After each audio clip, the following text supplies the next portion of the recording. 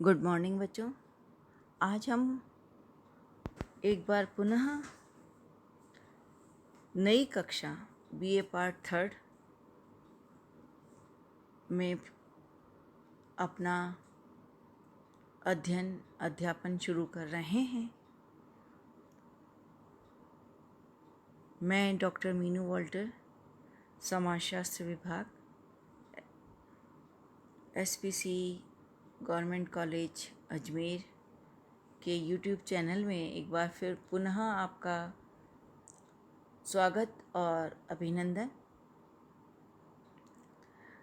मैं ये आशा करती हूँ कि आप लोग सब स्वस्थ होंगे और अपनी अध्ययन को लेके चिंतित होंगे कि हमें किस तरह से अपनी नई कक्षाओं में पढ़ना है।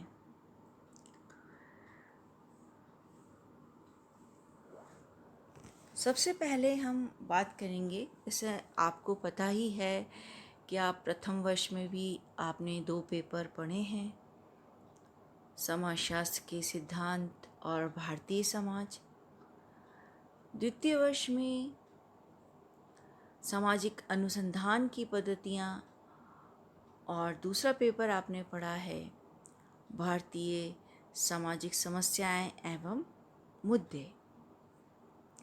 इसी तरह से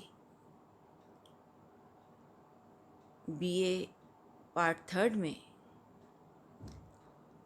हम पढ़ेंगे पेपर फर्स्ट, जिसका फर्स्ट पेपर का नाम है समाजशास्त्री चिंतन की आधारशिलाएं, और इसी का सेकंड पेपर का नाम है सामाजिक मानवशास्त्र। आज हम पेपर फर्स्ट के जो पाठ्यक्रम में हमें क्या पढ़ना है, किस तरह से हमें अपने अध्ययन को आगे बढ़ाना है, साथ ही जो हम पिछले वर्षों से पढ़ रहे थे कि किस तरह से समाजशास्त्र का उद्भव हुआ, लेकिन समाजशास्त्र के उद्भव के साथ साथ हम ये देखते हैं कि जो सामाजिक विचारक होते हैं उनका जो मौलिक चिंतन होता है, उनका जो मनन होता है, और जो एक नवीन विषय की ओर अपना अध्ययन करते हैं, ये नवीन विषय समाज विज्ञानों की आधारशिला निर्मित करने में अपना एक अमूल्य योगदान देते हैं, अपूर्व योगदान देते हैं। समाजशास्त्र के विकास में भी अनेक सामाजिक विचारकों का महत्वपूर्ण योगदान रहा है।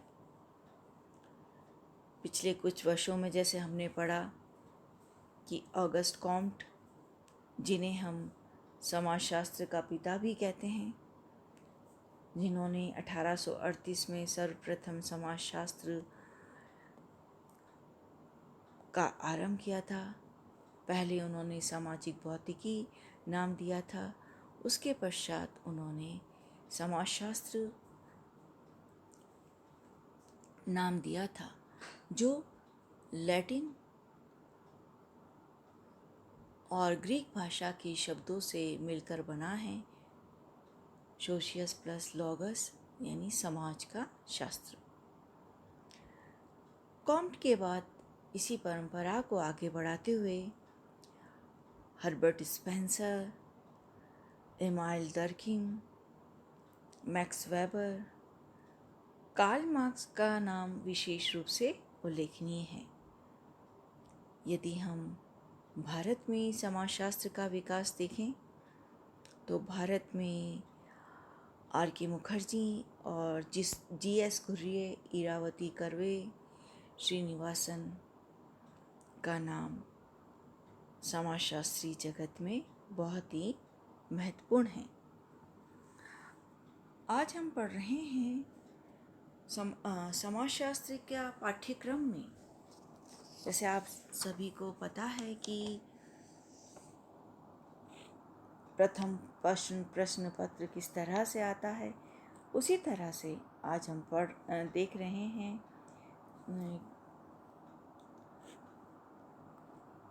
3 यूनिट आपके पेपर में होते हैं। फर्स्ट यूनिट में हम बात करते हैं समाजशास्त्र का उद्भव, कि समाजशास्त्र का उद्भव किन दिशाओं में हुआ, किन कारणों से हुआ, किस तरह से उसका उद्भव हुआ और समाजशास्त्र की दिशा में किस तरह से संक्रमण हुआ। बौद्धिक संदर्भ हम पढ़ेंगे, हम पुनर्जागरण की बात करेंगे। पुनर्जागरण, जिसे इंग्लिश में रेनेसां कहते हैं, जो एक फ्रेंच शब्द है जिसका अर्थ होता है एक नया जन्म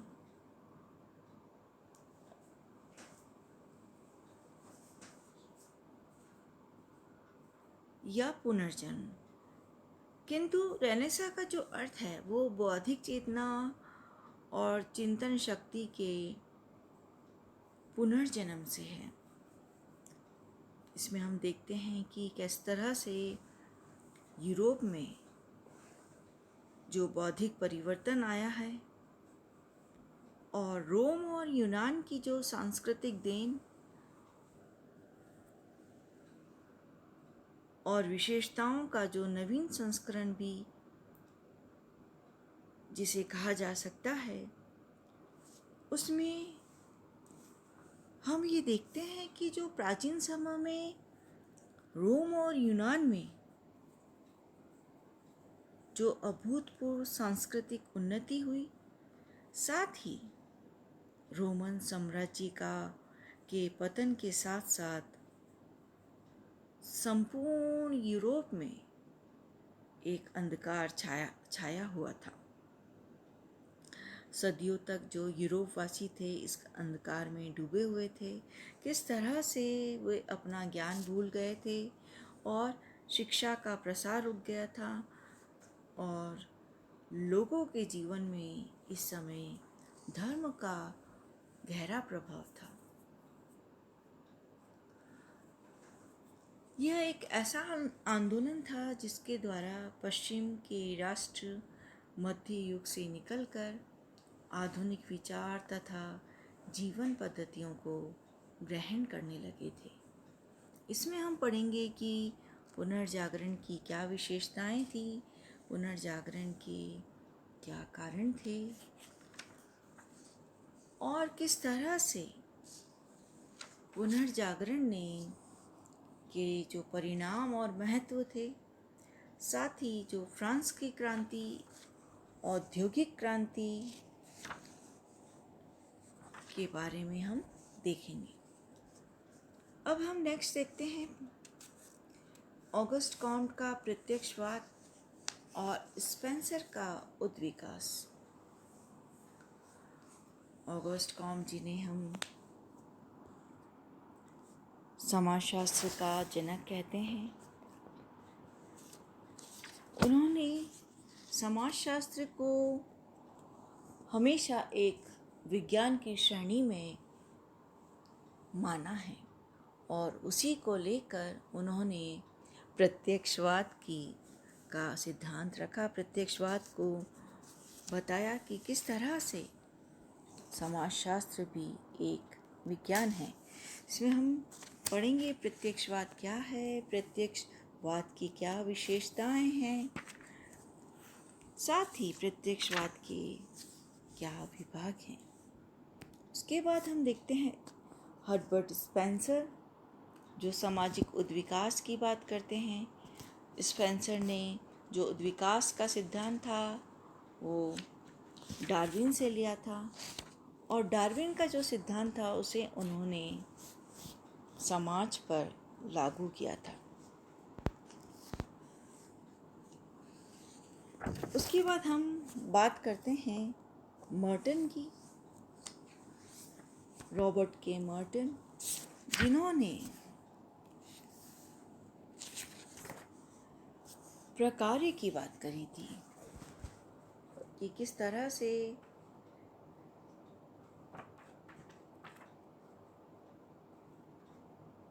समाजशास्त्र में प्रकार्यवाद का महत्व है।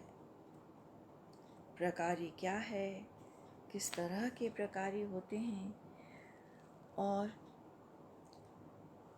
इसके आगे यूनिट सेकंड में हम बात करेंगे एमाइल डर्कहाइम की। डर्कहाइम जो एक फ्रांस के प्रसिद्ध समाजशास्त्री हुए हैं, उन्होंने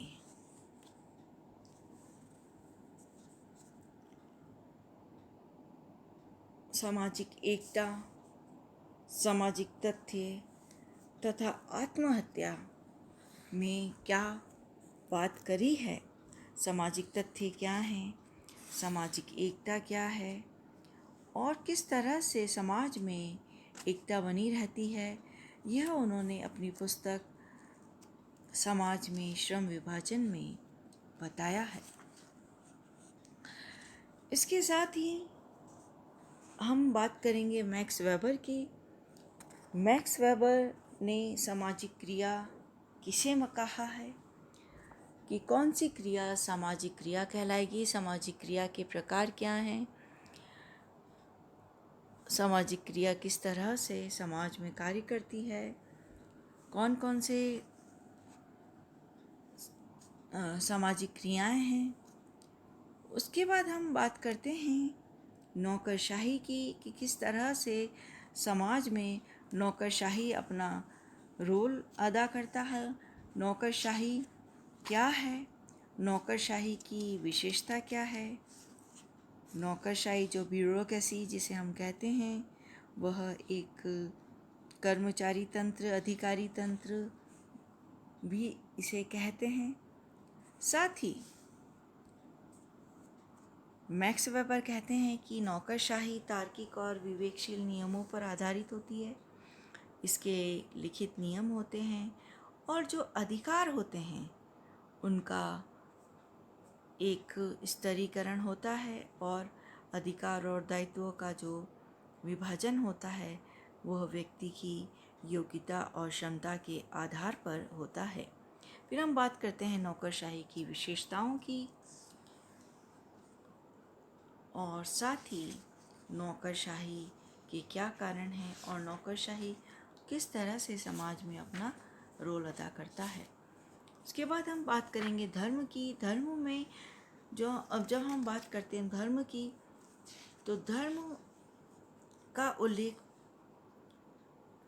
मैक्स वेबर ने अपनी पुस्तक रिलीजन ऑफ सोशियोलॉजी में लिखा है, कि किस तरह से धर्म का प्रभाव समाज पे पड़ता है, और उन्होंने यह बताया कि जो प्रोटेस्टेंट धर्म की जो नीतियाँ थीं उनके कारण समाज में पूंजीवाद को बढ़ावा मिला।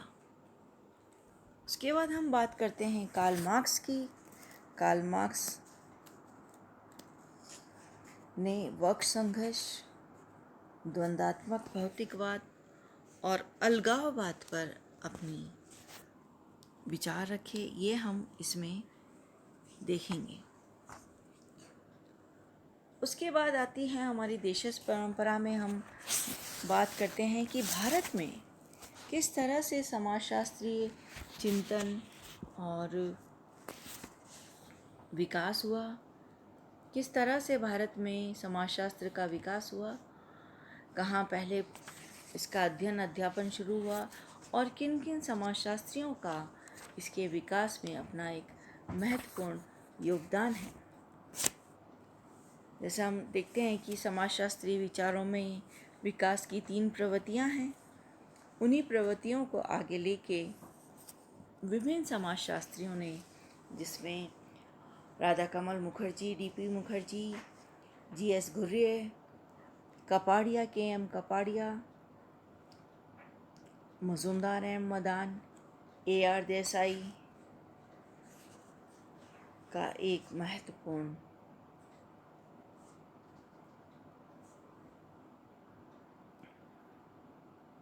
अपने समाजशास्त्र के विकास में रोल है। इसमें हम पढ़ेंगे राधा कमल मुखर्जी के सामाजिक मूल्य, सामाजिक परिस्थितिकी कि समाज के मूल्य क्या हैं, मूल्य क्या होते हैं, सामाजिक मूल्यों का समाज में क्या महत्व है, मूल्यों का वर्गीकरण क्या है, और जी.एस. घुर्रे का हम पढ़ेंगे जाति, वर्ग तथा व्यवसाय और साथ ही सामाजिक तनाव। उसके पश्चात हम देखते हैं कि किस तरह से प्रश्न पत्र आते हैं आपको जैसे पता ही है कि 2 प्रश्न पत्र होंगे, उनके 200 अंक होंगे, 200 अंक होते हैं, जिसमें प्रथम प्रश्न पत्र के 100 अंक होते हैं और द्वितीय के 100 होते हैं। और भाग जो अ है उसमें से 10 प्रश्न करने होते हैं और इन सभी प्रश्नों को करना अनिवार्य होता है, यानी इसमें कोई चॉइस नहीं होती। और जो इसका उत्तर लिखना पड़ता है वो 20 शब्दों में देना पड़ता है और सभी के अंक समान होते हैं। सेकंड जो आता है भाग बी, उसमें 5 प्रश्न होते हैं और ये भी अनिवार्य होते हैं और इन प्रश्नों का उत्तर 50 शब्दों में देना पड़ता है। और भाग स में कुल 5 प्रश्न आते हैं, उसमें से 3 प्रश्न करने होते हैं और प्रत्येक प्रश्नों का उत्तर 400 शब्दों में देना होता है और सभी के अंक समान होते हैं। तो इस तरह से हम देखते हैं कि यूनिट फर्स्ट, यूनिट सेकंड और यूनिट थर्ड में हम क्या पढ़ेंगे। पीडीएफ भी मैंने आपको सेंड किया है। पीडीएफ में इंग्लिश और हिंदी दोनों ही वर्जन हैं, तो आप अपनी सुविधा के अनुसार देख सकते हैं। धन्यवाद।